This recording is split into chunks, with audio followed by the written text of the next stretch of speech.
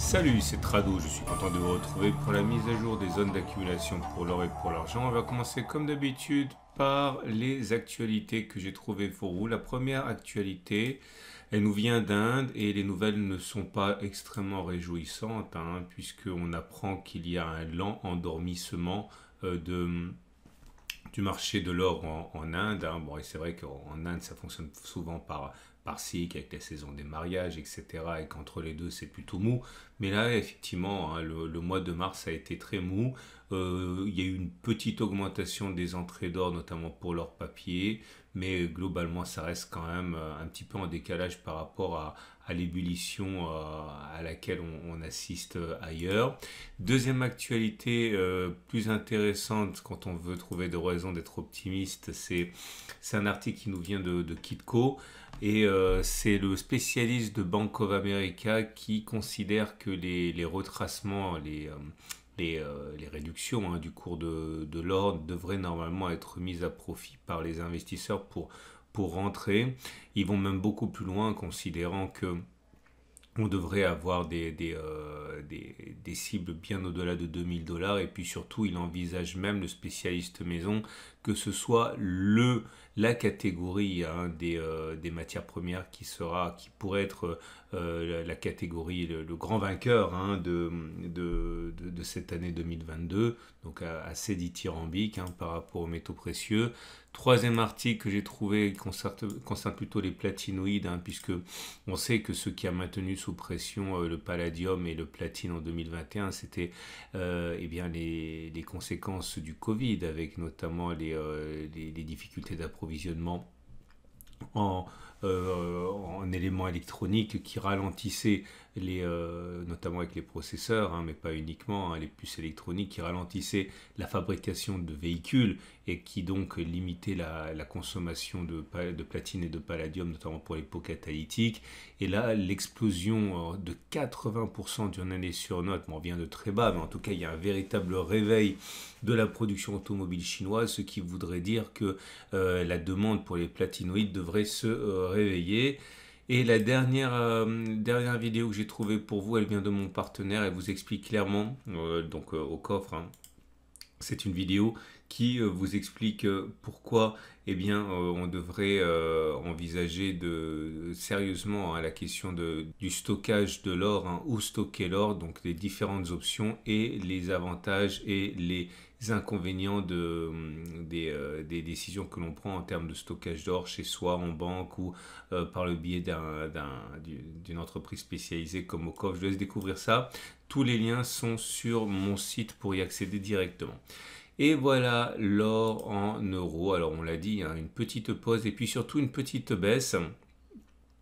Pour l'instant, rien de bien dramatique, mais on souhaiterait que la baisse s'accentue et qu'on aille revisiter pour pouvoir renforcer éventuellement le support majeur des 1727, 1748. Va-t-on y aller? Rien n'est moins sûr, mais en tout cas, pour l'instant, une petite baisse et à mettre à l'actif de l'or. Depuis les plus d'il y a 3 séances, l'or a perdu 2,8%. La dernière impulsion haussière a été de 9% quasiment. Il y a un petit support ici qui pourrait faire office de zone d'accumulation rationnelle pour les plus impatients. Elle est comprise entre 1790 et 1781. À mon avis, on va y aller. Mais ce qui serait vraiment intéressant, c'est d'aller chercher cette zone des 1727, 1748, zone qui a déjà fait l'objet de renforts, d'accumulation rationnelle et qui a également permis au cours de rebondir. Tendance de long terme haussière, tendance de fond haussière. Les bougies Aiki-Nashi actent l'affaiblissement en cours, puisque vous voyez que la bougie Aiki-Nashi du moment est rouge, elle n'a pas de mèche haute, ce qui signifie qu'une continuation de la baisse est plausible, ce qui fait les affaires de ceux qui veulent renforcer. Pour l'or en dollars, c'est la même chose. Et on a une situation où les cours vont sans doute venir s'appuyer sur les 1898-1913 $. C'est ce qu'on souhaite.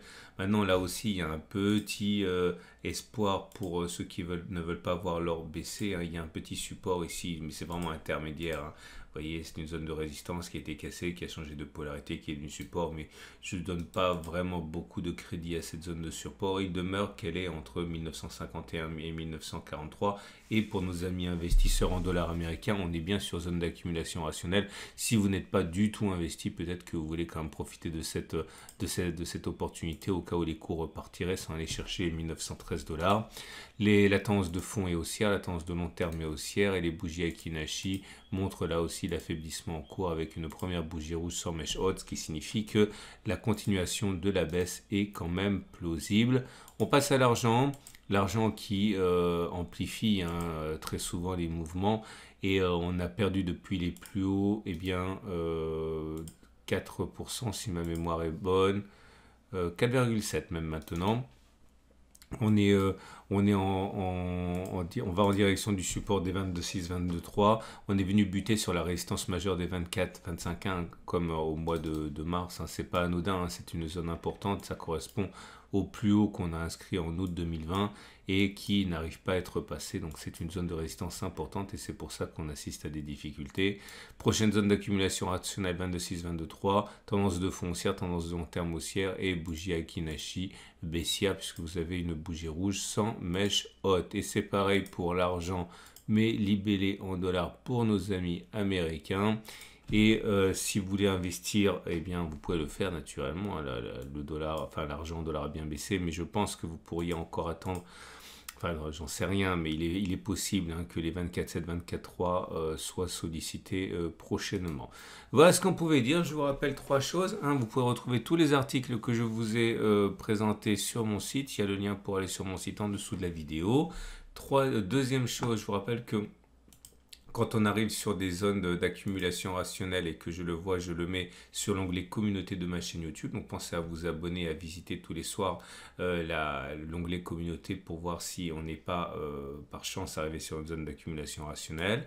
Troisième chose, eh bien, vous avez sur mon site la bannière au coffre si vous voulez ouvrir et acheter de l'or à moins cher en passant par moi, puisque ça vous coûtera une prime réduite en passant par mon site. Et vous avez en cliquant sur la bannière la possibilité d'accéder directement à l'offre un quart d'once Vera Valor pour un prix donc plus faible qu'en passant directement par le site.